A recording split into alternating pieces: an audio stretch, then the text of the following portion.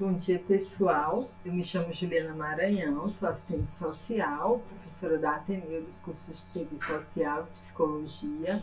Tenho trabalhado com o trabalho social com famílias com violência, vítimas de violência, e atualmente estou atuando na política de saúde. A nossa disciplina vai tratar sobre a questão da família, a questão de gênero e a relação com o serviço social.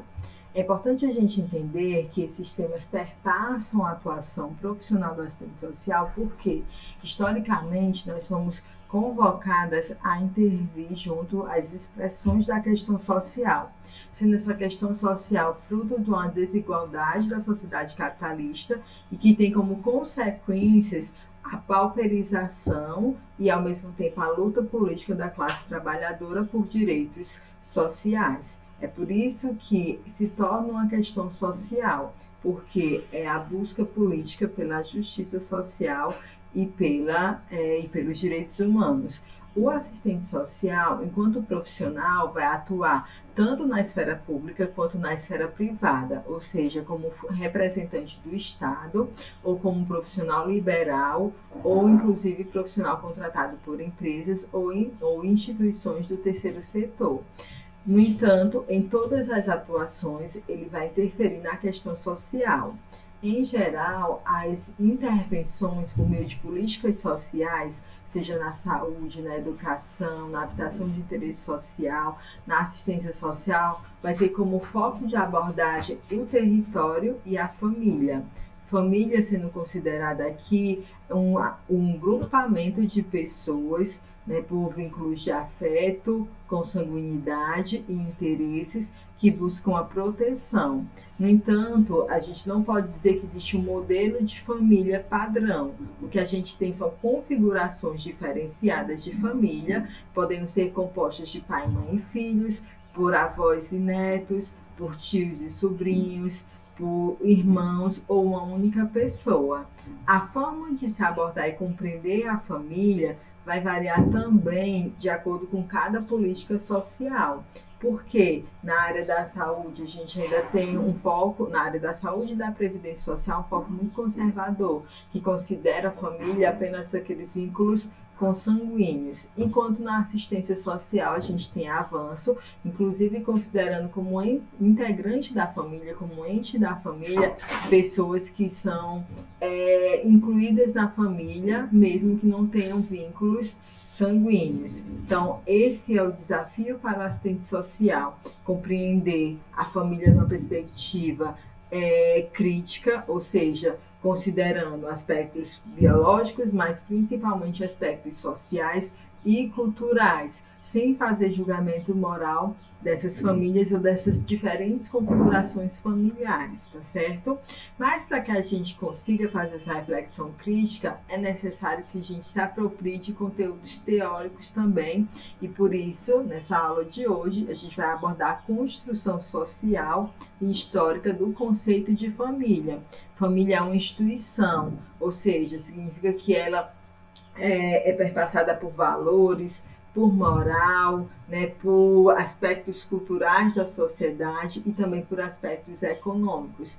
Enquanto instituição, ela é histórica e ela vai se materializar na forma das organizações, ou seja, das diversas composições de família, tá certo? Hoje a gente vai focar nesse conceito e vamos também intercalar com a discussão de gênero, mas que vocês vão se apropriar a partir da leitura da apostila, e também dos textos e do material complementar que está à disposição para vocês no AVA. Então, aqui, iniciando os nossos slides, nós temos que essa família nuclear, que é pai, mãe e filhos, é baseada nos ideais burgueses do século XIX. Ela foi difundida popularmente como um modelo ideal a ser seguido em todas as sociedades. Contudo, como eu iniciei aqui no nosso vídeo, esse modelo ele inexiste, ou ele não pode ser considerado um padrão. Haja visto que, ao longo da história da humanidade, a gente tem diferentes configurações. É por isso também que eu preciso ressaltar que dentro da concepção crítica do serviço social, né, uma perspectiva vinculada aos direitos humanos, não existe a ideia de família desestruturada, já que não tem uma estrutura ideal de família, ou seja, não existe família desestruturada, existem famílias que não conseguem proteger seus entes e exercer funções sociais de proteção, porque estrutura ideal não existe. Esse modelo burguês ou nuclear é um modelo que surge para garantir a reprodução social do modo de produção do capital, tá certo? Ou seja, a necessidade de reduzir a família para que ela conseguisse minimamente dar conta das funções de reprodução, proteção e abrigo, que são necessidades básicas, ou seja, estar num ambiente de proteção, estar num abrigo, que é a habitação, e reprodução também de novas forças de trabalho por meio das crianças, né, que futuramente vão se tornar trabalhadores. Essa é a função dessa família nuclear burguesa, ou seja, transformar essa organização numa célula de reprodução do sistema do capital. E aí novas demandas vão surgir para essa família, tá certo? Então, como é que começa a se criticar essa instituição familiar? Se vem dos vários questionamentos de estudiosos da área e movimentos políticos e sociais, principalmente do movimento feminista, que vai contestar o papel da mulher na sociedade, né, no qual ela vai ser explorada tanto na reprodução social, ou seja, no momento que ela está cuidando da família dela, porque ela vai ser sobrecarregada de atividades, assim como também essa exploração no modo de produção, que é na linha de produção, ou no chão da fábrica, ou no comércio, ou muitas vezes também em cargos que são mais de direção, mas que não deixam também de ser explorada, tá certo? Então, é o movimento feminista que vai contestar a naturalidade de uma família ideal, certo? Atualmente, cada família tem uma organização única, que pode se aproximar ou não de outros modelos familiares. O que se sabe pela experiência, né, prática da realidade é que a maioria das famílias elas não seguem esse padrão ideal de pai, mãe e filhos.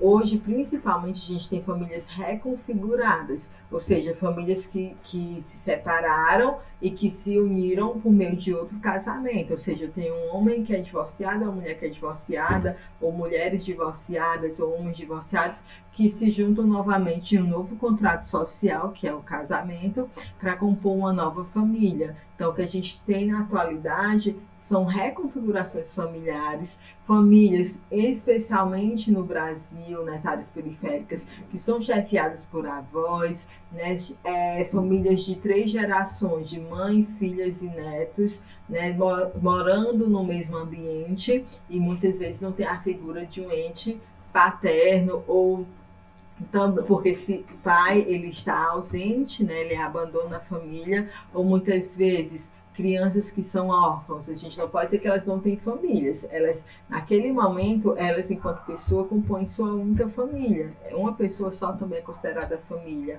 né, por conta desses eventos adversos também que ocorrem na vida humana, tá certo? Ou também composição de vários irmãos, né, morando na mesma habitação para poder garantir a sobrevivência. Então, nas áreas que a gente vai atuando, independente de ser classe alta, classe média ou classe baixa, né, a gente vai ter, inclusive, o prolongamento dos filhos no ambiente familiar. Ao invés dos filhos na vida adulta saírem de casa para compor uma nova família, eles permanecem com os pais, haja vista que as condições de sobrevivência ainda não são suficientes para que eles se mantenham. Então, seguindo aqui a nossa discussão sobre as famílias nas teorias sociais. Há uma tradição em idealizar a família como instituição social intocável, como meio invulnerável de proteção, que produz cuidados, aprendizagem de afetos, construções de identidades e vínculos relacionais de pertencimento. Ou seja, é uma ideia romantizada da família só como aspecto de proteção e de pertencimento. É fato que a primeira coisa que vai configurar a família é a questão de me sentir me sentir pertencente a essa família. No entanto, não quer dizer que todo mundo que está num ambiente familiar tem esse sentimento de pertencimento, porque é natural que todas as famílias tenham conflitos, tá certo? O conflito é algo natural, porque natural não no sentido biológico, mas natural no sentido de que nós temos pessoas diferentes convivendo no mesmo ambiente por muito tempo, né? Inclusive no contexto agora que a gente está de pandemia, com o distanciamento social, as pessoas ficaram mais próximas na sua habitação. Então, é normal que se tenha mais conflitos, porque são pessoas diferentes convivendo por mais tempo. Então, isso gera conflitos. Por isso que, às vezes, a vida fora de casa é mais tranquila do que dentro de casa. Quando esse conflito ele não consegue ser resolvido, né, por meio do diálogo, por meio do respeito, a gente tem situações de violência, né? Então, é normal que tenha conflitos na família e que em alguns momentos eu não tenho sentimento de pertencimento, mas existe um vínculo. Quando esse vínculo é quebrado ou ele é fragilizado por meio da violência, a gente diz que a família ela perdeu suas funções protetivas e aí precisa da intervenção do assistente social ou do psicólogo, ou do pedagogo ou do terapeuta ocupacional para sensibilizar esses entes para que eles voltem a se constituir numa organização protetiva, que tenha vínculos de proximidade, né, que garanta o cuidado dos seus entes, certo? Além do mais, a família como uma representação social, ela é historicamente construída e passível de transformação de acordo com o contexto de determinado tempo e espaço. No Brasil, no período colonial, a gente tinha uma ideia de família, né, que é aquela família extensa, né, composta de pai, mães, filhos, tios, avós, inclusive concubinas e escravos, né, que é a família ali do coronel, e a gente tinha aquelas famílias que na verdade não tinham mais um vínculo afetivo do que um vínculo consanguíneo, e muitas vezes era composta não pelo contrato social do casamento, que era muito caro e na verdade a maioria das pessoas nem poderiam pagar ou não viam como uma necessidade formalizar esse casamento, certo? Hoje não, hoje a gente já tem uma família menor, né, mais reduzida, inclusive pessoas que têm filhos mais velhos, ou infelizmente, como é a realidade do Brasil, ainda natalidade, casamento com pessoas que são menores de idade, casamento de crianças e adolescentes, principalmente do gênero feminino, o que demarca aí uma visão patriarcal e machista da sociedade brasileira que perdura desde o período colonial até os dias atuais, tá certo? O autor Canevassi, ele constrói sua análise da família por meio do método interdisciplinar, ou seja, ele vai perceber a família tendo como referência diferentes perspectivas teóricas, desde a evolucionista, que vai falando dessas mudanças da família como uma evolução, uma perspectiva estruturalista, que vai definir um formato ideal de família, e uma perspectiva funcionalista, que vai determinar essas funções econômicas, sociais, afetivas, desenvolvendo a concepção de família a partir de relações culturais e históricas. Além do mais, o Canevassi, né, a partir da leitura da Morgan, ele vai apontar que existem 3 estágios sucessivos do desenvolvimento familiar, ou seja, 3 estágios evolucionistas da família. O primeiro passo seria a família consanguínea, que vai se basear no matrimônio recíproco entre irmãos e irmãs no interior do grupo. Primeiro porque, dentro do entendimento histórico do surgimento do ser social, esse ser social que é um ser coletivo, né, é um indivíduo que faz parte de uma coletividade, portanto faz parte da humanidade, e enquanto ser social é herdeiro da cultura, é herdeiro da produção tecnológica, é herdeiro de todo o conhecimento que a humanidade produziu. Esse homem, ele sai da esfera orgânica, ou seja, anteriormente, né? Porque o ser humano ele é um ser animal também, como os outros animais. O que nos diferencia é que nós temos a capacidade de raciocinar. Ou seja, diferente dos outros animais, nós temos capacidade de cognição, certo? De conhecimento, de raciocínio, que está atrelada à questão teleológica e intencional. O ser humano, ele age a partir de uma intenção e de uma capacidade que ele tem de projetar antes mesmo de executar a ação dentro do seu pensamento. Ou seja, no momento que eu estou falando aqui, eu consigo projetar teleologicamente o que eu quero fazer, eu sei qual é o resultado da minha ação, que eu vou estar transmitindo conhecimento sobre família, e eu tenho uma intencionalidade, que é que o aluno aprenda e reflita sobre o que eu estou dizendo, certo? Não para chegar necessariamente numa concordância, mas para que ele compreenda como é que o serviço social se estabelece e como esse conceito de família foi construído.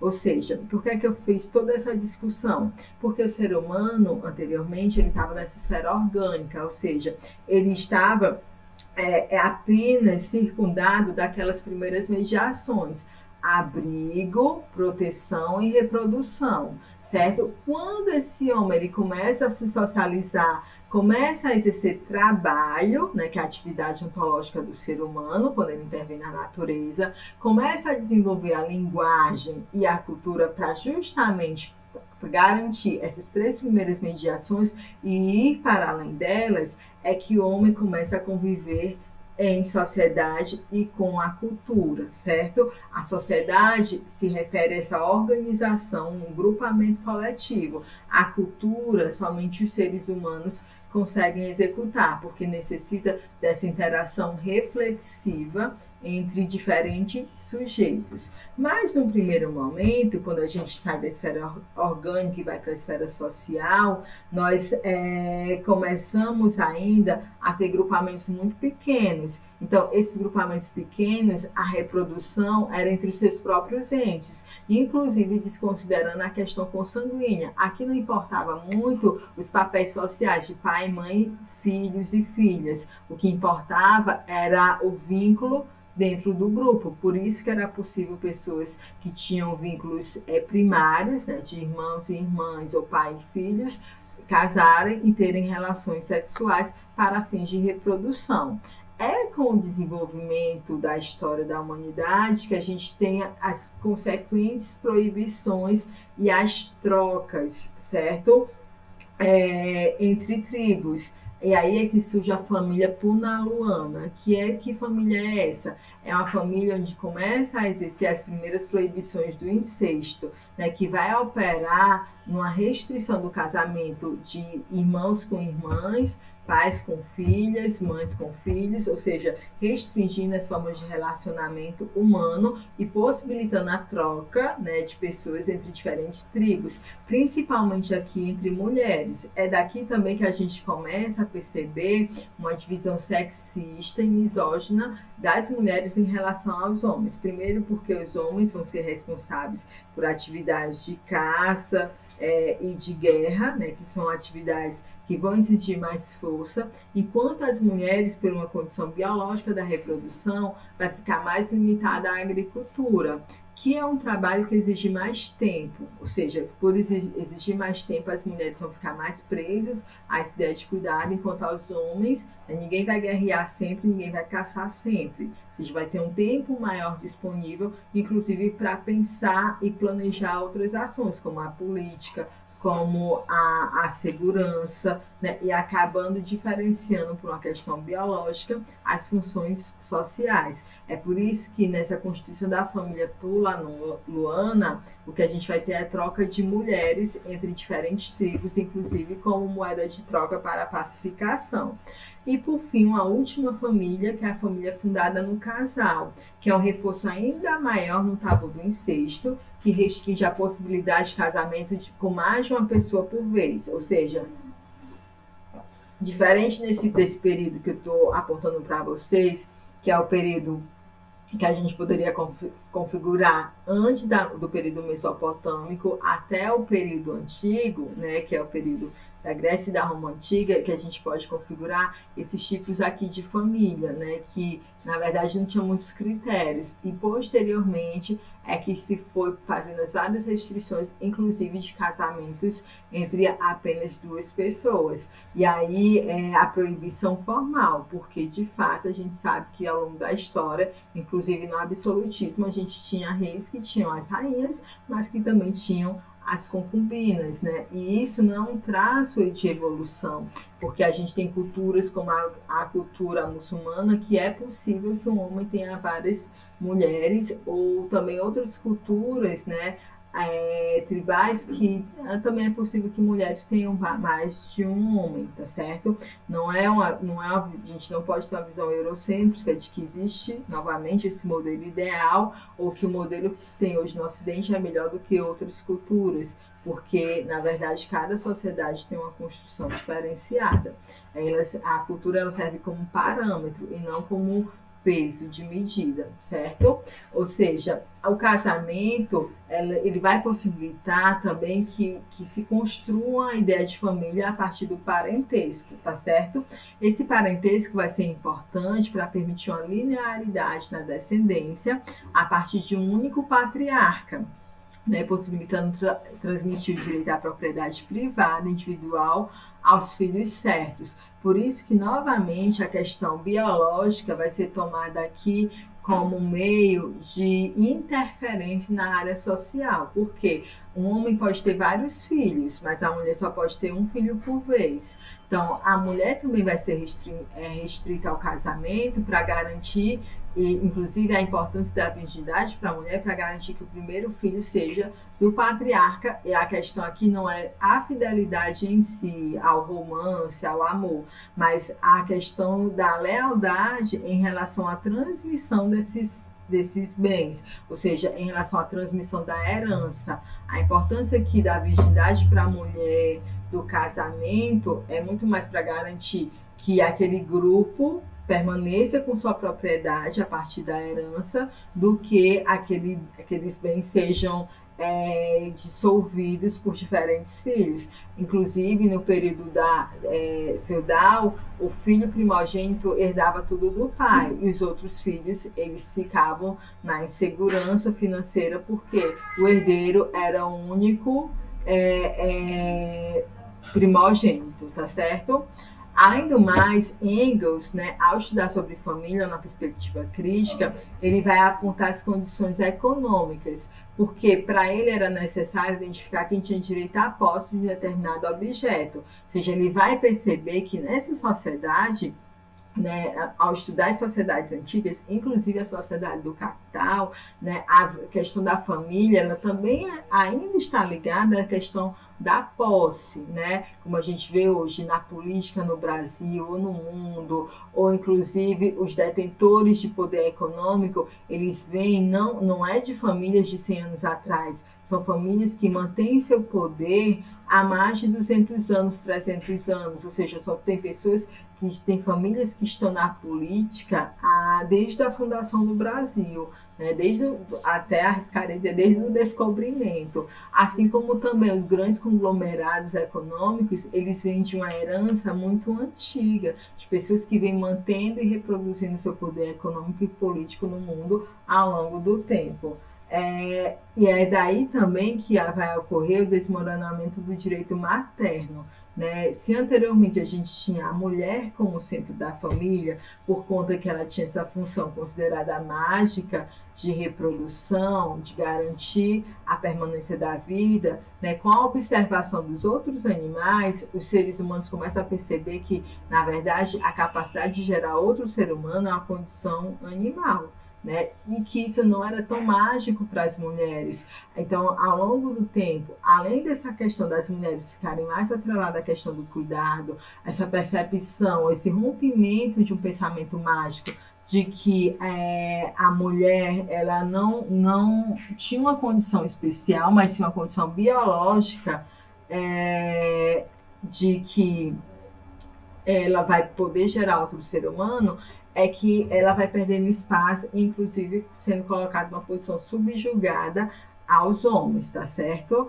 É por isso que também a gente tem que compreender que o único modo de estabelecer uma igualdade efetiva entre os sexos supostamente existentes nos primórdios da civilização é o homem e a mulher terem os mesmos direitos perante a lei e a consequente reincorporação da mulher na produção social do trabalho, extinguindo a família individual enquanto unidade econômica da sociedade e a propriedade privada.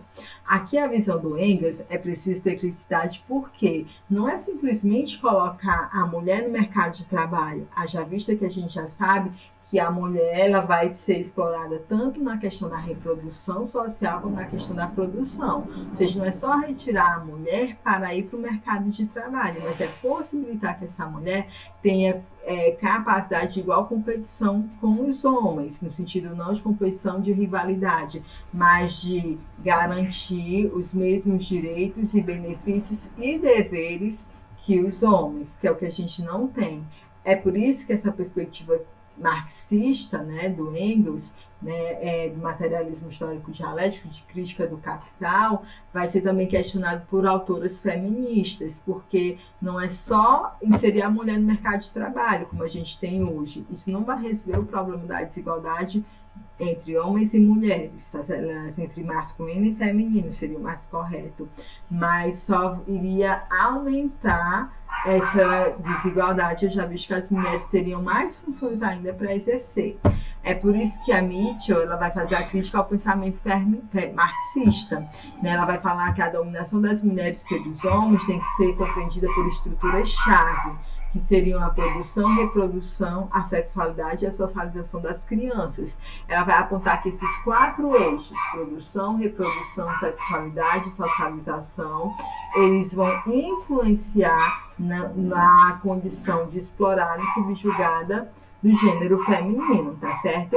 Primeiro porque o trabalho produtivo vai ser colocado todo para fora de casa, porque no período medieval, né, no período também antigo e no período escravocrata, a gente tinha as famílias como células de produção. Ou seja, eu estava lá na minha casa, no feudo, eu produzia o que eu precisava para mim e o que fosse excedente eu iria comercializar. No capital, não. A gente sai de casa para conseguir um salário, né? Ou seja, conseguir algo, um dinheiro para poder suprir as minhas demandas sociais. E aí o que acontece? As mulheres, em geral, elas vão ficar dentro de casa, ou seja, elas vão ser excluídas desse trabalho produtivo direto, que era nas fábricas, né? E que era que garante de fato esse dinheiro. Ou seja, as mulheres vão trabalhar, mas não um trabalho produtivo, vai ser um trabalho improdutivo no sentido que elas não vão gerar mais-valia, ou seja, elas não vão gerar capital para o capitalista, certo? A mais-valia é isso, é esse dinheiro excedente que o capitalista não paga, de onde ele obtém seu lucro quando ele comercializa seus produtos. A mulher ela vai contribuir diferente, ela não vai contribuir diretamente para esse sistema produtivo. Por isso que o trabalho doméstico é considerado improdutivo, porque ele não gera mais-valia, tá certo? Então, essa questão da produção vai colocar já a mulher na posição de inferioridade. Além do mais, ela vai ser a responsável pela ideia do cuidado do lar, dos filhos, dos maridos, dos doentes e dos idosos. Então, a gente vê muito, né, principalmente eu que estou trabalhando na área da saúde, que as mulheres, em geral, mesmo trabalhando, elas ainda ficam responsáveis por cuidar dos idosos e dos doentes, e aos homens somente ao trabalho, porque ainda é uma visão machista de que a mulher ela é mais dotada, ela tem vocação para o cuidado, certo? Quando, na verdade, isso é uma criação social. Também a continuidade do controle da sexualidade, né, da mulher como um papel de reprodutora de novas forças para o trabalho, e também o seu papel na socialização das crianças. Em geral, o senso comum diz muito assim, quando a criança está se dando é porque é falta de mãe. Mas quando o adolescente ele tem sucesso, porque a criança tem sucesso, porque tirou uma nota boa, porque tem talento, a gente diz que é porque o pai criou bem, né? Porque tem bons pais, o pai é bom, né? Porque o pai bota moral, né? Porque a criança teve sucesso porque o pai cuidou bem, e na verdade a mãe fica só aquelas visões mais pejorativas ou negativas, porque ainda perpassa, né, A cultura, a sociedade, a humanidade, ela é perpassada pelo patriarcado, que coloca o homem como chefe central das famílias, pela misoginia, que é o tratamento diferenciado de homens e mulheres pela questão de gênero, mulheres e travestis também. As travestis, elas também sofrem com o machismo e a misoginia. O próprio machismo, que é baseado na ideia de exploração e opressão das mulheres e do gênero feminino, pelo sexismo, que toma as diferenças biológicas como diferenças sociais, e que tudo isso, misoginia, sexismo, machismo, patriarcado, eles contribuem para uma perspectiva desigual de sociedade, não só para as mulheres, mas para travestis, para as crianças também, que são consideradas como pessoas de menor valor, haja vista que o sujeito mais importante é o patriarca, tá certo? Então, por isso que a mídia, ela aposta que não é só a questão da produção, que seria a mulher no mercado de trabalho, mas é repensar essas estruturas de produção, reprodução, sexualidade e socialização das crianças, tá certo? Porque essas estruturas combinam-se entre si e definem o papel da mulher na sociedade e na família. Assim, a libertação da mulher acontecerá com a sua inserção no mercado de trabalho por meio de políticas coerentes que transformam as estruturas da reprodução, sexualidade e socialização vinculadas às novas funções da família, tornando as relações mais democráticas, ou seja, uma divisão igual aí entre homens e mulheres no trabalho doméstico, tá certo? Para que possibilite também a igualdade dentro do campo da produção social, certo? Numa perspectiva funcionalista, né, a gente vai ter também a compreensão do papel da família, né, e da mulher como um papel de proteger os filhos, né, e de estabelecer regras em relação à sexualidade, né? Então, nessa família também patriarcal, é o chefe de família que vai estabelecer como as pessoas vão se relacionar, com quem elas vão casar, ainda também para garantir essa ideia, assim, não de herança financeira, mas a herança de nome, a herança de valores, tá certo? O Malinowski, que é um antropólogo, ele vai falar também sobre essas sociedades, suas instituições, técnicas, crenças, costumes e relações dos indivíduos consigo mesmos. Inclusive, percebendo as diferentes nuances entre sociedades, né, dentro de um mesmo território. Por exemplo, a gente tem hoje, né, qual a grande questão dos conflitos na África, porque os países africanos, eles não foram divididos pelas etnias, eles foram divididos pela colonização, ou seja, pela forma como as colônias estavam divididas. A etnia é um conjunto de pessoas que divide valores, que divide linguagem, que divide raça, que divide a forma de produção, ou seja, a etnia se refere a esses aspectos mais socioculturais, tá certo? A raça, ela está mais atrelada à questão biológica, por exemplo, a raça caucasiana, a raça negra, né?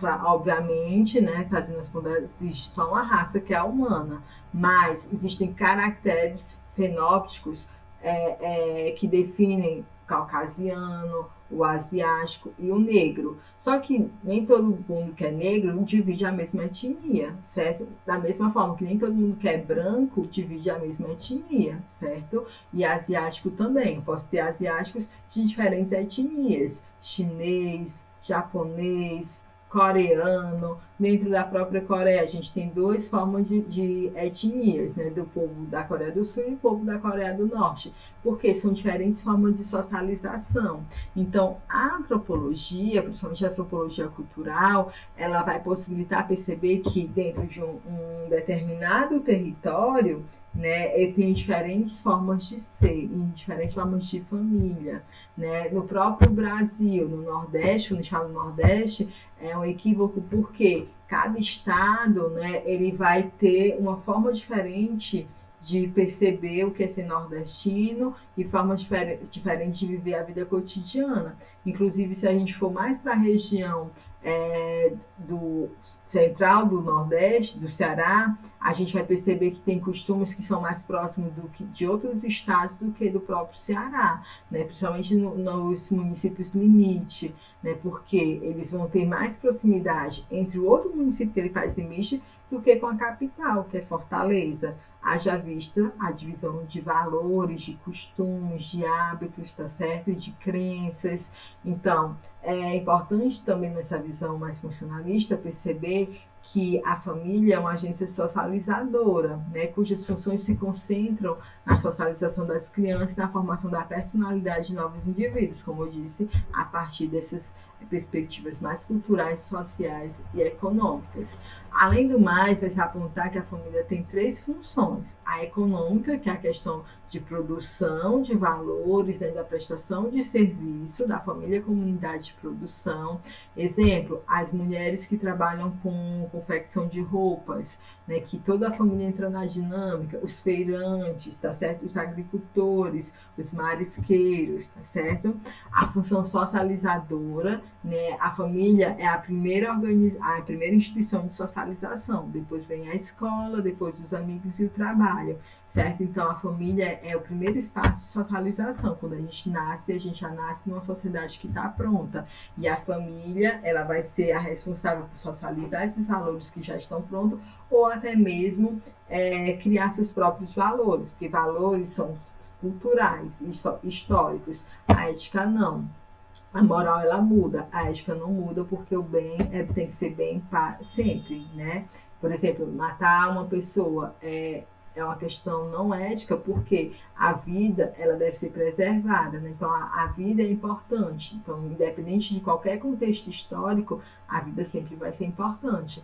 Agora, por exemplo, moralmente, anteriormente, ninguém poderia se divorciar. Hoje, a gente sabe que a moral da sociedade permite já que as pessoas possam ser divorciadas. Mas tem famílias que podem aceitar isso bem, tem famílias que continuam sendo conservadoras, tá certo?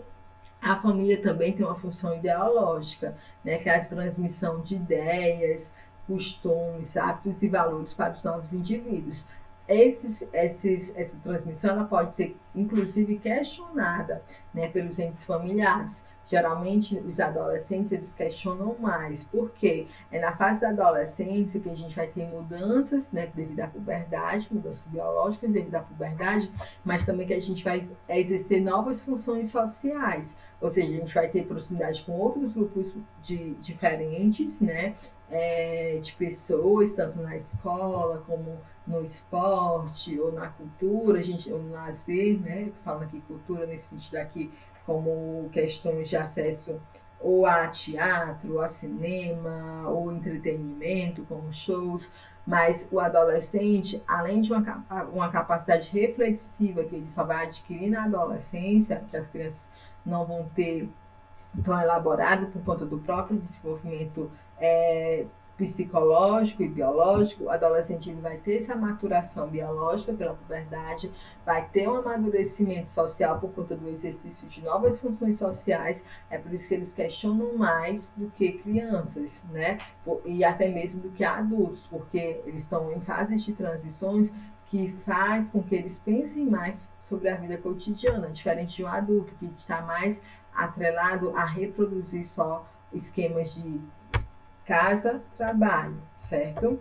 Além do mais, o socialismo e o feminismo, que não são teorias científicas, mas são perspectivas ideológicas, né, eles vão ser responsáveis por fazer a crítica, né, a essa ideia de família como algo conservador, algo imutável, que não pode ser questionado, e essa ideia de família como célula econômica. Eles vão apostar que família tem, claro, obviamente, um papel de garantir a sustentabilidade dos seus sujeitos, mas também tem um papel afetivo, certo? No sentido de promover carinho, confiança e também no sentido de garantir o respeito entre seus membros, tá certo?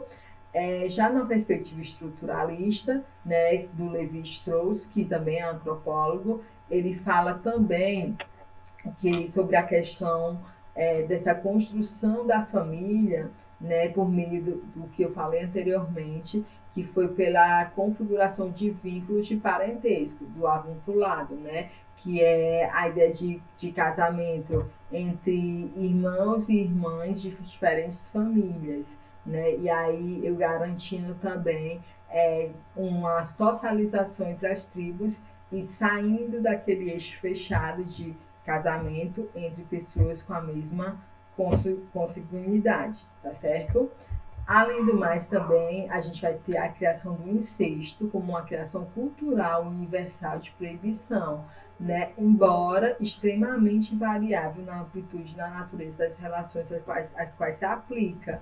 Por exemplo, até no século retrasado, a gente tinha casamentos de tios com sobrinhas, que parece abjeto na atualidade, mas que dentro de um pensamento patriarcal era melhor que o tio, que é irmão do pai, cuide da filha, né, do que um sujeito estranho. Então a gente tinha essas incongruências aí na família conservadora, né? Então a gente tem a proibição do incesto como algo cultural, a proibição de relações entre pessoas de mesma consanguinidade, tá certo? A família contém em si também as esferas da natureza, por meio da consanguinidade dos seus membros, né, a questão do sangue, e da cultura advida da afinidade entre os parentes, cunhados e sobrinhos, né, de acordo com o estudo do Levi-Strauss. Ou seja, a partir da questão do casamento, eu vou construir novas redes sociais, e dessas redes sociais vão vir também vínculos de lealdade, de afinidade e, quiçá, também de afeto no sentido de amor, tá certo? De acordo com Strauss, com a intervenção do tabu do incesto e a realização da exogamia, ou seja, a saída dos entes para casar com outras pessoas, a família assinala um momento de passagem da natureza para a cultura, expressando a passagem do fato natural da consanguinidade para o fato cultural da afinidade. E aí também, né, dentro das discussões que a gente está fazendo dentro da teoria social, dentro da linha de pensamento sociológico sobre o conceito de família, a gente vai também pensar em 3 relações básicas dessa família, que é a descendência, né, entre pais e filhos ou mãe e filhos, da consanguinidade entre irmãos e da afinidade que é criada pelo casamento. Famílias diferentes que vão se vincular por esse afeto, por essa identificação. Ninguém se casa sem conhecer outra pessoa, porque não tem vínculos de afinidade, né? Então a gente só casa com quem a gente divide, compartilha ideologia, geralmente religião, né? Que a espiritualidade faz parte de uma dimensão humana, hábitos, costumes, né? Então, por que a gente geralmente se casa com pessoas do nosso círculo? Porque é mais fácil eu me identificar com a pessoa que compartilha meus hábitos, meus valores, meus costumes, minha linguagem, do que uma pessoa que é totalmente diferente, né? Então, assim, essa ideia de que opostos se atraem precisa ser questionada, porque uma pessoa que pensa totalmente diferente de mim não vai conseguir criar vínculos de afinidade fortalecidos, tá certo? Mas, segundo o Strauss, o que caracteriza basicamente o sistema de parentesco não é o conteúdo das relações que se estabelece por meio dele, mas a forma de combinação dessas relações. Na família, né, antiga, onde os casamentos eram arranjados, podia ser que eu não tivesse tantos vínculos de afinidade, até mesmo entre as famílias que acordaram o casamento, mas a necessidade de garantir o poder, de perpetuar a herança, né, as riquezas, que permitiam também essas relações. Por isso que a combinação é mais importante do que esse conteúdo. Né, no caso, reis e rainhas que se casavam por obrigação política, certo? Além do mais, as teorias psicológicas vão considerar que a não atuação do incesto, ou seja, a não ocorrência de incesto, é o que permite a diferenciação e simbolização de funções dentro da família, né? Quem é que é o pai, quem é que é a mãe, quem são os irmãos. Por isso a importância também do momento, né, que ocorre no final da infância né, mais ou menos entre 6 e 7 anos, que é o complexo de Édipo, e que retorna lá na fase de latência, né, quando já se é adolescente e já é possível até mesmo pensar e amadurecer uma orientação sexual, né, se é homo ou heterossexual, né, se vai caminhar mais para uma perspectiva de gênero masculina ou feminina, certo? E inclusive também as identidades, né, de gênero, né, homem, mulher, travesti, transexual, intersexo, certo? Então, o incesto, ele vai possibilitar que o sujeito consiga amadurecer psicossexualmente, certo? E também garantir os papéis sociais dentro da família, né? E isso traz uma questão de saúde, porque se eu tenho bem organizado quem eu sou dentro da família e para mim mesmo, qual é o meu papel, então eu consigo estabelecer relações mais harmônicas. Não que não vai haver conflito, mas eu consigo estabelecer um padrão, certo? Uma organização mental de quem eu sou e demarca também limites. Por isso que o abuso sexual ele ainda é um tabu, porque ele mexe com tudo aquilo que a gente considera que é correto, que é um padrão, porque demonstra que alguém não seguiu a proibição do incesto, né? Geralmente é o homem que exerce a função de pai. Os dados eles são bem claros. A maior parte dos agressores sexuais dentro da família são os pais, seguidos de avós, irmãos e depois padrastos. Então, a ideia também de que família reconfigurada não é boa é um mito, certo? Porque quem é que tem mais confiança? Aquelas pessoas que têm um vínculo consanguíneo. Porque ainda existe a ideia de que o sangue é mais importante do que o afeto. E aí, isso faz com que as vítimas, por muitas vezes, não tenham coragem de denunciar seus agressores, ou mesmo quando é descoberto pela família, os adultos acabem ficando mais próximos de proteger o agressor do que a vítima. Por quê? A ideia de que a família tem que manter os vínculos, né? Eu já atendi casos de tio que abusou de praticamente todas as sobrinhas e quando abusou da filha, da sobrinha que ele já tinha abusado, a família preferiu ficar do lado dele e não denunciá-lo. Por quê? A ideia de que família tem que manter os vínculos sempre. E aí quem foi considerada, né, causadora do conflito foi a sobrinha que denunciou, né, e protegeu a sua filha.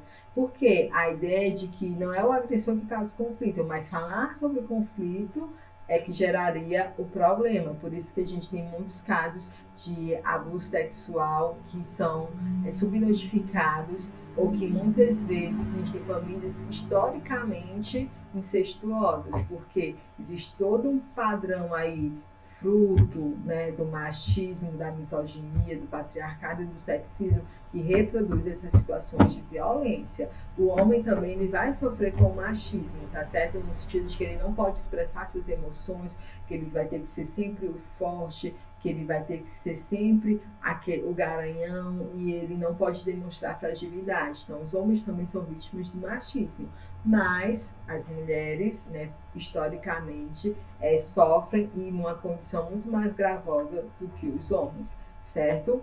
Por isso que a gente tem que entender que o conceito de sexo é referente ao órgão genital, que diferencia macho e fêmea, ou para definir mesmo até o ato sexual entre os indivíduos, não é o mesmo que falar em sexualidade. Sexualidade é energia libidinal, é pulsão, é o desejo que nos dá impulso para agirmos sobre nós mesmos e o mundo. Então, quando a gente fala de sexualidade, a gente está falando de energia, a gente está falando de realização, tá certo? A gente está falando de sexo, de conjunção carnal, a gente está falando de pulsões de vida, né, que vão possibilitar que a gente possa exercer uma atitude mais saudável perante a sociedade e nós mesmos, certo? Então, para Freud também, a interdição do incesto é uma lei universal que está na origem da humanidade. É uma condição para a existência da cultura, pois ao sermos proibidos de mantermos relações sexuais com pessoas do mesmo sexo, do mesmo sangue ou laços afetivos próximos,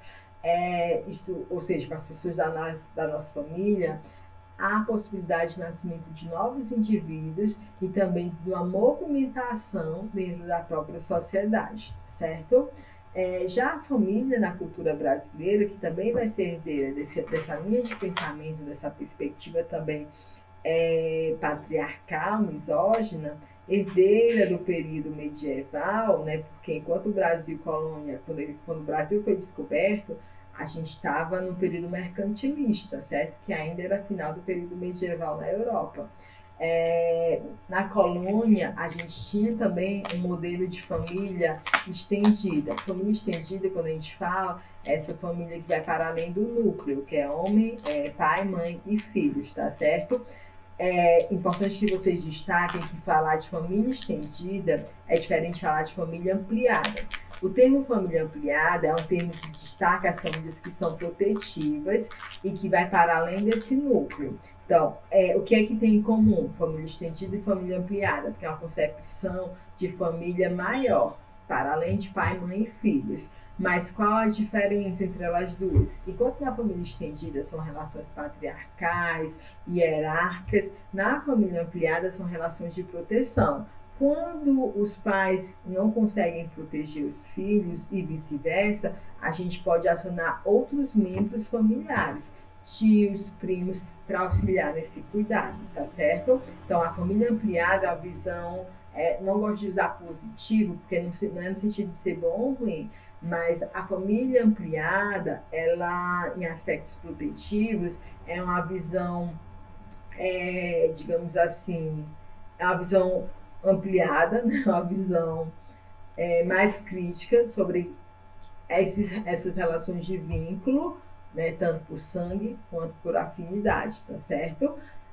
Sobre o Brasil colônia, né? Na colônia, a família era a organização fundamental, desempenhando as funções políticas, né? O coronel, com base no modelo de família patriarcal trazido pela cultura portuguesa.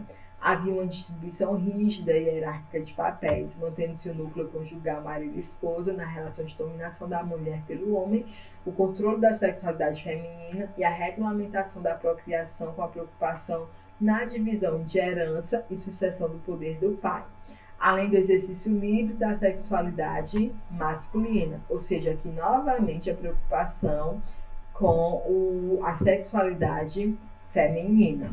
As principais abordagens teóricas do conceito de gênero e família, né? A gente vai ter casamentos por conveniência, a relação dos pais com o pai era uma relação de autoridade maior e de distanciamento, o pai tinha um relacionamento com os filhos apenas de mando, não necessariamente de afeto. Quer dizer, não existia amor?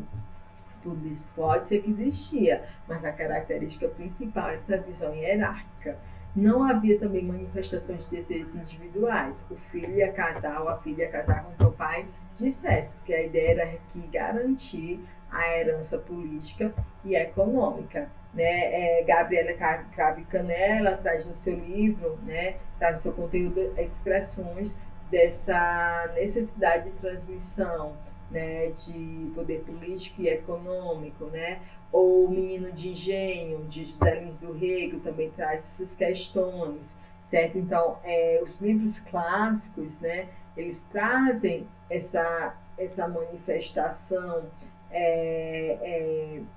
dessas necessidades mais econômicas e culturais, assim como o livro Senhora, do José de Alencar, também traz essa demarcação, não do período colonial, mas já no período mais avançado, tá certo? É fruto do período colonial ainda, né, não superado em nossa contemporaneidade, a caracterização da mulher como figura dócil, ociosa e indolente, cuja função, né, mais importante era a gerência do lar, a educação dos filhos e a manutenção da autoridade do homem na ausência do esposo, ou seja, a mulher só exercia funções quando o homem não estava presente, porque, em geral, ela deveria ser dócil, né? No entanto, né, autores que discutem sobre o decolonialismo, eles vão apontar que essa figura da mulher brasileira como dócil também é um mito, principalmente entre as senhoras de engenho que torturavam escravas negras por conta de ciúmes, por conta de garantir mesmo o poder também. Então, assim, essa ideia de docilidade ou do brasileiro como homem cordial, ela se torna mito porque ao longo da nossa história a gente percebe várias situações de tortura, de violência, né, entre os sujeitos para garantir um poder econômico, um poder político e também uma hierarquia dentro das relações cotidianas, tá certo?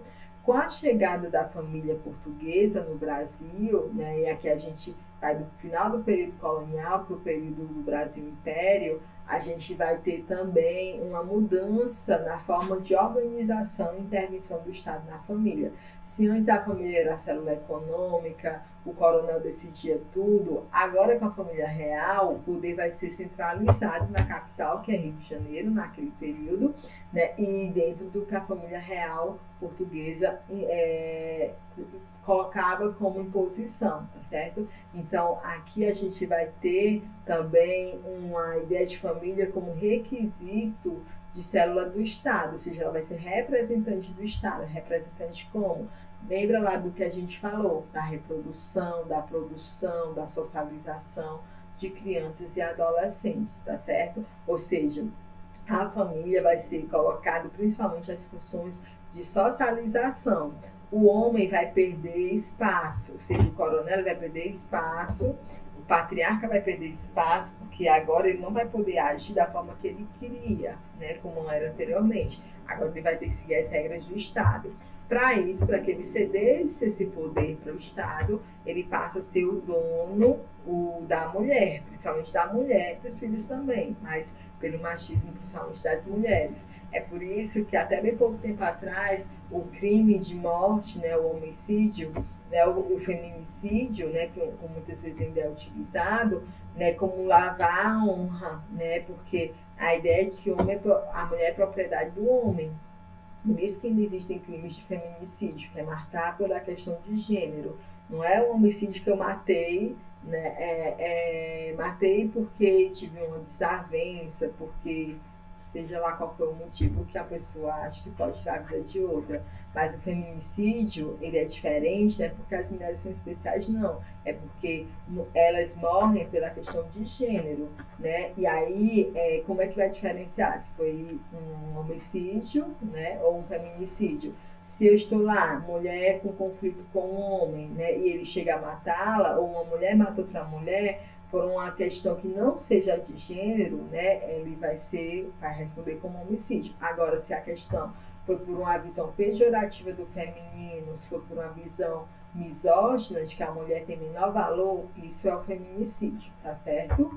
Além do mais, fora a Maria da Penha, que combate a violência doméstica, que não é só a casa, mas essas relações de afeto, inclusive namorados, ex-namorados, eles podem ser julgados pela Lei Maria da Penha, né? Lembrando que tem que ter algum vínculo afetivo com a vítima, tá certo? Então não é qualquer conflito que vai entrar dentro da questão de gênero. Mas dentro dessa família aqui que a gente está estudando, né, o homem vai ficar responsável pelo poder sobre a mulher, né? E aí a importância também das teorias, como o higienismo. O higienismo é uma linha da medicina, né, que foi mais forte, principalmente no século, final do século XIX e começo do século XX, tá certo?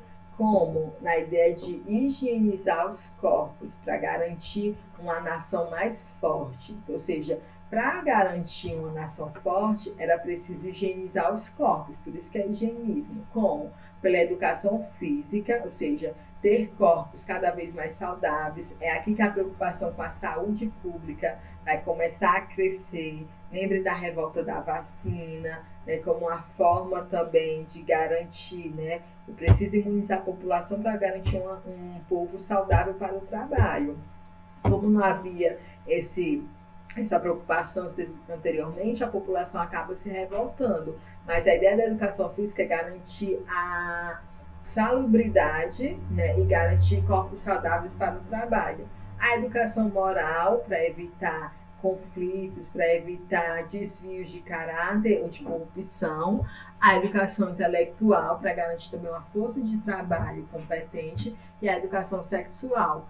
aqui é importante a gente também deixar claro que essa educação sexual era o controle do corpo feminino ainda, da sexualidade feminina, o controle dos cortiços, o controle dos prostíbulos, né? Então, para o homem, a gente vai continuar tendo a flexibilidade, só que já havia uma indicação de que o ideal é que o homem se firmasse somente para ter relações sexuais junto à sua esposa, né? E que o sexo deveria ser no casamento. Em casos que não fosse possível, que não fosse para o homem bom, né, ele poderia procurar prostíbulos, mas que também deveriam ser higienizados. Então, existia todo um controle, como sempre, dos corpos femininos, tá certo? Qual era o padrão típico higienista que era valorizado? É o homem branco, de corpo estético e organicamente harmonioso. Aqui também a gente vai ter a face do racismo, né? Por meio do preconceito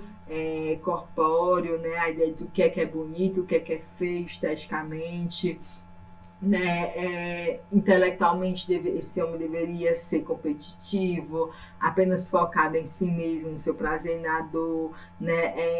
E politicamente convicto do disciplinamento e a normatização da vida. Não é à toa que nossa bandeira é ordem e progresso, ou seja, seguir uma ordem, seguir um padrão, mesmo que na realidade essa ordem não seja verídica, ou que o progresso ele não venha. O importante é seguir a ordem, certo? E então, assim, para ir discutindo aqui, se a gente teria teria que ter mais tempo, né? O que eu preparei mais aqui são alguns comentários do senso comum, né? Da ideia de que o homem superior, né? Que das mulheres que deveriam exercer mais as funções de cuidado, né, a questão da seleção do parceiro conjugal. Até hoje, muita gente, um dito popular muito comum em Fortaleza, aquele ambiente é misturado. Aí você pensa assim, e o que é misturado é com classes pobres, porque todo mundo que não tem capital é pobre, né? Então, se você não tem capital, não estou falando de dinheiro não, capital, estou falando seja de conseguir explorar outra pessoa, você é pobre. Só que como eu preciso convencer as pessoas que a sociedade do capital é boa, eu divido, em vez de dividir entre capitalistas e operários, né? Ou seja, capitalistas, burgueses e classe trabalhadora e operários, eu faço uma divisão econômica. Classe pobre, classe média, aí média baixa, média alta e ricos. Todo esse povo da classe média para baixo é pobre, porque não tem capital. E rico não é quem ganha 50 mil por mês ou 20 mil por mês. Rico é quem tem dinheiro para investir ou para explorar outras pessoas em chão de fábrica. Então, é importante que a gente entenda por que eu estou falando isso. A gente está falando de família, Juliana. Por quê? A esfera da produção, ela interfere na esfera da reprodução e vice-versa. E é na família que é transmitido esses valores, inclusive do posicionamento de homens e de mulheres na sociedade, certo? E, como eu disse também, de outras identidades sexuais, como falei das travestis. Por que a gente não vê travestis trabalhando fora do ramo da beleza ou também da prostituição? Porque existe todo o imaginário de que aquelas pessoas são pessoas de menor valor, e não é verdade, né? Então, não existe nenhuma política de geração de renda que inclua o diferente. É sempre numa visão higienista de exclusão e não de resolução dos problemas, certo? E isso vai ter interferência total no serviço social, tá certo? Sobre a questão do pai, eu comentei já com vocês, do papel do patriarca no disciplinamento. Agora ele cede seu poder para o Estado, mas em troca vai ser o patriarca da família, né? Também dominando a mulher, certo? Que é um modelo machista, né? Higiênico, e que vem garantir a reprodução do homem como sujeito superior em detrimento dos direitos de mulheres e crianças e qualquer outro sujeito que não exerça o papel de patriarca. Gente, então é isso. Espero que vocês tenham gostado. Espero que vocês aproveitem bastante a disciplina. É uma disciplina importantíssima para a atuação do serviço social, né? É uma disciplina que tem sido cobrada seu conteúdo em concursos públicos, né? Todas as políticas sociais públicas e privadas, elas utilizam como base de intervenção a família, por isso é importante uma perspectiva crítica e que questione o status quo, ou seja, questione o que é colocado como normal. Obrigada pela atenção e até um próximo momento.